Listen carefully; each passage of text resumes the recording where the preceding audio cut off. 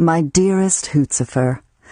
This letter comes all the way from the very tippy tips of the toes, where the Frostbite Festival is in full swing. Oh, I've had so much iced scream that I might burst. But it's nothing compared to the night you had. Oh, it was so wonderful to hear that Edelin has managed to wrest control of, make peace with the curse. How exhilarating! It is definitely her brand to make the best of a bad situation. Meanwhile, here I am being spoon-fed elixir by Mother. But no, it's not a competition. But besides, it really seemed like my Raven Beast was more than a match for the Owl Beast. But no, it is not a competition. It really is not, and I, Lilith Clawthorn, believe that. I do. In happier news, I cannot express how much I'm enjoying spending time in Mother's company. Oh, she's even been teaching me all of our family recipes that have been handed down from one Clawthorn to the next. It's amazing to experience family history through the culinary arts. I cannot wait to have you try some true Clawthorn cuisine, like blood sausage, blood cake, and blood. Much tastier than those micrograve meals that Edelin feeds you all. Unfortunately, without magic, I haven't been much use to Mother's pursuits in the Beast Coven. But perhaps that is a blessing. I can't tell you how many parasites she comes home with each night. Last night, I had to pull a fearwig out of her eye. Neither have I been able to help Father carve palisman. But I won't dwell. I've recently applied for a position at the local museum to help catalog various artifacts from Boiling Isle's antiquity. You'd think spending nearly 30 years at a coven would look good on a resume, but oh no. They always have to ask about the banishment, and the betraying of the Emperor, and the lack of magic, and It definitely does get awfully quiet in here, doesn't it? Ooh, hang on. It is just an entry-level position. It would be so delightfully exciting. A chance to reinvent myself. A new, bolder, braver, more cunning Lilith Clawthorn. And after you wrote of King developing a new special power, I want to throw myself into the museum archive to seek any more information I can find about the mysterious island Ida found him on. Maybe I should reach out to my old colleague, Flora Desplora. She's quite a character. Traveled far and wide, doing very important and frightfully exciting historical feats.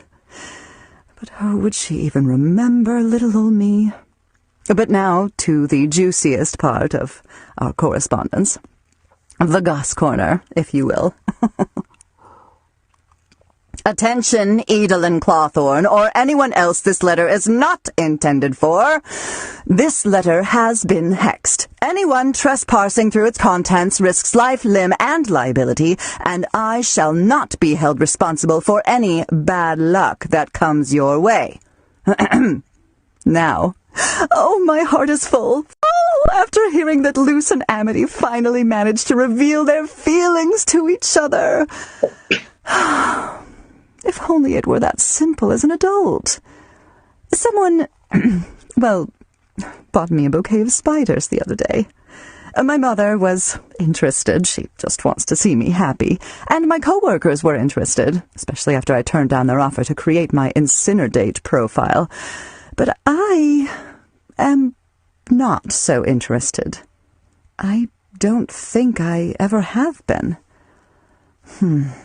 I have much to think about. So I let her down as best I could. The bouquet was lovely, though. Very delicious.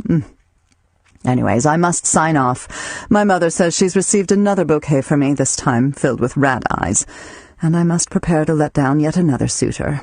But I will keep the eyes, of course. I've included some for you to share with Luce. I know she just loves trying out new Boiling Isles foods, that crazy human. Write soon. All my love, Lulu. P.S. I've enclosed a lock of my hair, per your request. Do you have any idea how many more you're going to ask for? I'm happy to oblige, of course, but there are a few bare patches on my scalp now, and it's becoming difficult to conceal them. Hello, Luce. How you doing? Well, today I helped pick King's fur for three-headed ticks. Amity and I shop for abomination supplies. That coop is made of a lot of really weird things.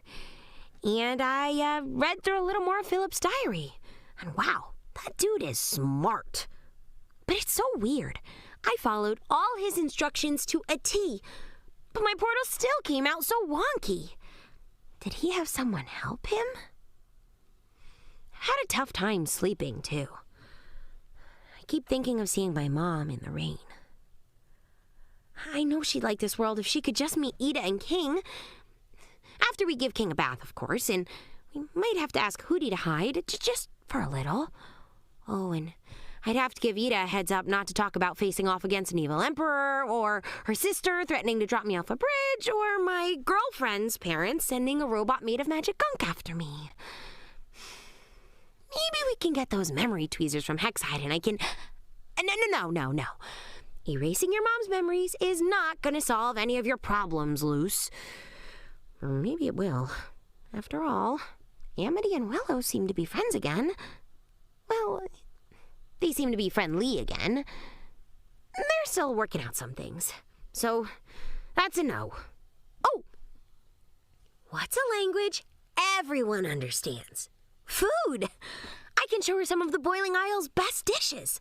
Let's see. Willow gave me some recipes that her dads like to cook. Shepherd's dye. That's a funny tale. You go find a shepherd, preferably one that has recently become undead. You get a cleaver. Oh my god, that's not a typo. Okay, I'm moving on. Freak salad with griffin chicken. A crisp and refreshing meal that will give you the wildest nightmares for weeks. Side effects may include the growth of fangs, 21 and up. What are witch stomachs made of? Mac and cheese. Pasta? Melted cheese. This one seems safe and less morally questionable. Oh, wait. Mama's lactose intolerant. Maybe Amity knows a fairy pie with less fairies. Okay. We'll come back to it. Week 2 of my talisman observations. Not too long ago, I was able to make mental contact with my the subject of my observations. His name is Flapjack, and I have to admit, I do not know what a flapjack is. The Coven heads are equally oblivious. Eberwolf just hissed at me, as per usual. Darius just ignored me, also as per usual. And Rain, well, they've been acting weird lately. A lot more quiet. I did eventually get an answer. Bellows told me it was synonymous to a pancake, but I don't know what that is either. He got suspicious when I asked further, so I backed off. You know, to protect my experiment. Not because this is anything worth hiding, obviously. Perhaps it's some long-forgotten artifact of hellfire and pain. Could it be the reason why our family is gone? Why I don't have magic? I must check my forbidden texts. Damn you, pancakes! Well, up until now, I've learned that Flapjack likes singing in the morning, catching the early rattleworms, and racing with other birds. With the scar over his eye and a few other notches in the staff, I could tell he was owned by someone else, but he won't tell me who when I ask. He just pulls my hair and flaps around my neck.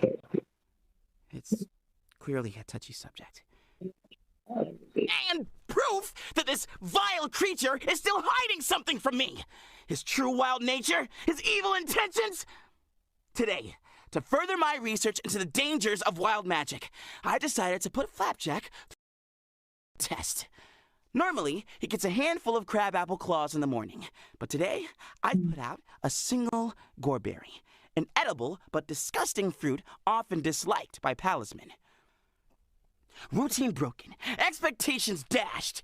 How will he react? I hypothesize he will become enraged in his hunger and disappointment. He will show his true wild colors, dash around my room, peck at me. It's why I'm currently in full armor at this very moment. Oh. He spotted it. He seems aggravated. He's pecking furiously at the goreberry. He's not even eating it. He's just tearing it apart.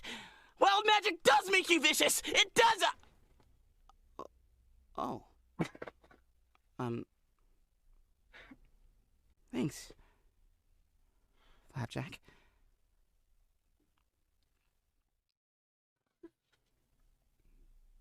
He's eating it. And he split it in half for me.